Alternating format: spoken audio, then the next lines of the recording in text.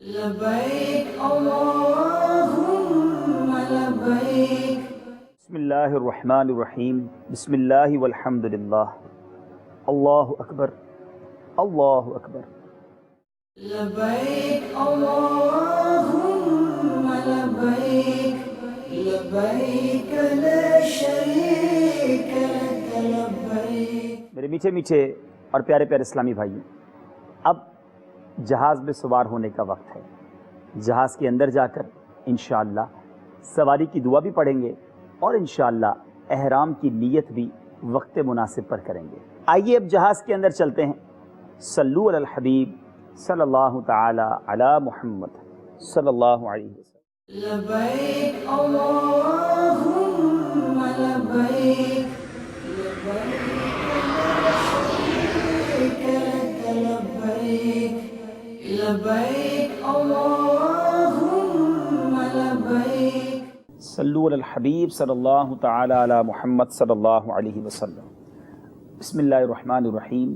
سبحان الذی سخر لنا هذا وما كنا له مقرنین وإنا إلی ربنا لمنقلبون لا الہ الا اللہ محمد رسول اللہ صلی اللہ تعالی علیہ وسلم۔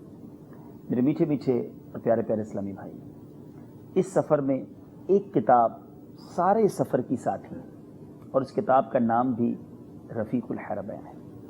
شیخ طریقت امیر اہل سنت نے اس کتاب کے آخری صفحے پر ایک بڑی پیاری دعا تحریر فرمائی ہے، اور یہ دعا ہوائی جہاز کے گرنے اور جلنے سے امن میں رہنے کی دعا ہے۔ آئیے اس دعا کو پڑھتے ہیں اور اس کا ترجمہ بھی سنتے ہیں۔ اللهم إني أعوذ بك من الهدم وأعوذ بك من التردي وأعوذ بك من الغرق والحرق والهرم وأعوذ بك أن يتخبطني الشيطان عند الموت وأعوذ بك أن أموت في سبيلك مدبرا وأعوذ بك أن أموت لديغا۔ ترجمہ: یا اللہ، میں تیری پناہ چاہتا ہوں عمارت گرنے سے، اور تیری پناہ چاہتا ہوں بلندی سے گرنے، اور تیری پناہ چاہتا ہوں ڈوبنے جلنے اور بڑھاپے سے، اور تیری پناہ طلب کرتا ہوں اس سے کہ شیطان مجھے موت کے وقت وسوسے دے، اور تیری پناہ چاہتا ہوں اس سے کہ تیری راہ میں پیٹھ پھیرتا مر جاؤں، اور تیری پناہ چاہتا ہوں اس سے کہ سانپ کے ڈسنے سے انتقال کروں۔ میرے میٹھے اور پیارے اسلامی بھائیوں، اب وقت ہوا ہے احرام کی نیت کرنے کا۔ یاد رہے کہ حج کی 3 اقسام ہیں: حج قران، حج تمتع اور حج افراد۔ اگر آپ حج قران کر رہے ہیں تو آپ نے اب نیت کرنی ہے عمرے اور حج دونوں کی۔ رفیق الحرمین میں ان تینوں حج کی نیتیں تحریر کی ہوئی ہیں۔ اگر آپ حج تمتع کر رہے ہیں تو یاد رہے آپ نے فقط عمرے کی نیت کرنی ہے، اور اگر آپ حج افراد کر رہے ہیں تو آپ نے حج کی نیت کرنی ہے۔ تو آپ کو یہ معلوم ہونا چاہیے آپ کون سا حج کر رہے ہیں۔ آئیے یہ تینوں نیتیں ہم سن لیتے ہیں۔ اللهم إني أريد العمرة فيسرها لي وتقبلها مني وأعني عليها وبارك لي فيها، نويت العمرة وأحرمت بها لله تعالى۔ اے اللہ عز و جل، میں عمرے کا ارادہ کرتا ہوں، میرے لیے اسے آسان اور اسے میری طرف سے قبول فرما، اور اسے ادا کرنے میں میری مدد فرما، اور اسے میرے لیے بابرکت فرما۔ میں نے عمرے کی نیت کی اور اللہ عز و جل کے لیے اس کا احرام باندھا۔ اللهم إني أريد الحج فيسره لي وتقبله مني وأعني عليه وبارك لي فيه، نويت الحج وأحرمت به لله تعالى۔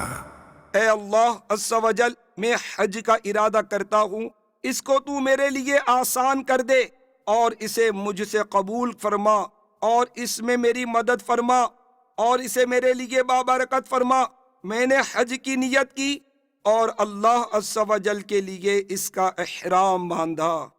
اللهم إني أريد العمرة والحج فيسرهما لي وتقبلهما مني نويت العمرة والحج وأحرمت بهما مخلصا لله تعالى۔ اے اللہ عز و جل، میں عمرہ اور حج دونوں کا ارادہ کرتا ہوں، تو انہیں میرے لیے آسان کر دے اور انہیں میری طرف سے قبول فرما۔ میں نے عمرہ اور حج دونوں کی نیت کی اور خالصتاً اللہ عز و جل کے لیے ان دونوں کا احرام باندھا۔ میرے میٹھے اور پیارے اسلامی بھائیوں، خواہ عمرے کی نیت کریں یا حج کی یا حج قران کی، تینوں صورتوں میں نیت کے بعد کم از کم ایک بار لبیک کہنا ضروری ہے اور 3 بار کہنا افضل ہے۔ لبیک یہ ہے: لبیک اللہم لبیک لبیک لا شریک لک لبیک ان الحمد والنعمت لک والملک لا شریک لک لبیک اللہم لبیک لبیک لا شریک لک لبیک ان الحمد والنعمت لک والملک لا شریک لک۔ 3 بار لبیک پڑھنے کے بعد اب یہ وقت ہے دعا کا۔ نبی پاک علیہ الصلوۃ والسلام کا فرمان ہے، جب لبیک کہنے والا لبیک کہتا ہے تو اسے خوشخبری دی جاتی ہے۔ عرض کی گئی، یا رسول اللہ صلی اللہ تعالی علیہ وسلم، کیا جنت کی خوشخبری دی جاتی ہے؟ ارشاد فرمایا، ہاں۔ اے میرے میٹھے اور پیارے اسلامی بھائیوں، اب لبیک پڑھ چکے تو خوب دعا کیجیے۔